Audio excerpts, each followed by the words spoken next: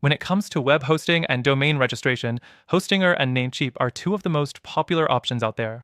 But the question is, which offers better value for money? Stick around till the end because I'll break down everything you need to know about both of these services, and you'll want to hear about an alternative that I believe might offer even more value. First up, we have Hostinger.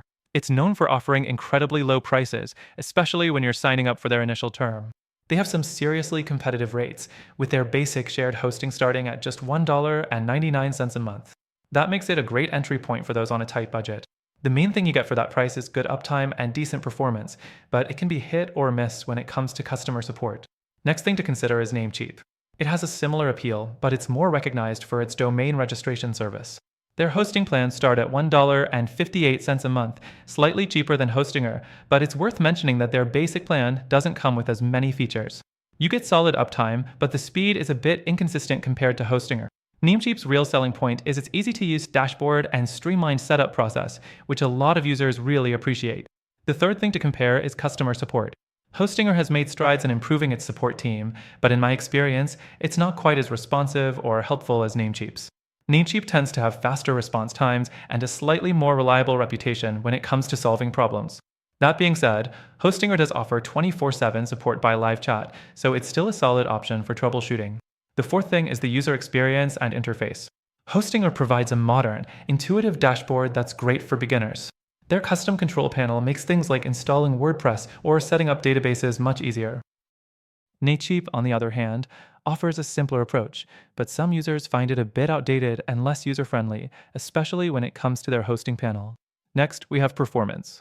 Hostinger typically outperforms Namecheap here. With Hostinger, you get faster load times and better overall server performance in most cases. While Namecheap isn't bad, it can lag behind in terms of speed, which is crucial for anyone looking to have an optimal website experience. And if you care about SEO and user retention, that's something to consider when choosing between Hostinger versus Namecheap. The sixth thing I'll mention is additional features and value-added services. Hostinger comes with some really nice perks like free website builders, a free domain for the first year, and enhanced security features. Namecheap offers some similar features, but you'll typically need to pay extra for things like backups and advanced security. So, in terms of features bundled into the plan, Hostinger wins out as the better value for money. Now let's get to the conclusion. Both Hostinger and Namecheap have their strengths and weaknesses. If you're just looking for the cheapest option and are okay with basic features and decent support, then Namecheap might be your pick. But if you want better performance, added features, and slightly more reliable support, Hostinger could be the better choice. However, after trying both myself, I found another platform that truly offers better value for money, especially when you're looking for all-around performance and a fantastic user experience. If you want to know what that is, I recommend checking out the first link in the description. Through our link, you'll get the best free trial and exclusive benefits that aren't available anywhere else. Don't miss out and make sure to take advantage of it.